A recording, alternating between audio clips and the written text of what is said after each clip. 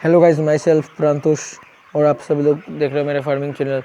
आप सबको पता है कि वो जो निपल ड्रिंकर दिख रहा है, आपको पता ही होगा सब लोगों को। निपल ड्रिंकर,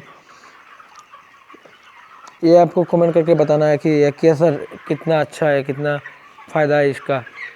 और ये ड्रिंकर मेरे हिसाब से एकदम बेकार है, क्योंकि समझो ड्रिंकर सिंटेक्स का पानी ख़त्म हो गया और फिर से पानी दे दिया, एकदम से सब लोग आ जाएगा एक साथ और एक थोड़ा थोड़ा करके पानी आएगा तो नहीं चलेगा भाई। कल इतना दिक्कत हो रहा था, क्या बताऊँ, एकदम पानी नहीं पी रहा था, भीड़ लगा हुआ था, पूरी रात खाना नहीं खाया भाई ये लोग।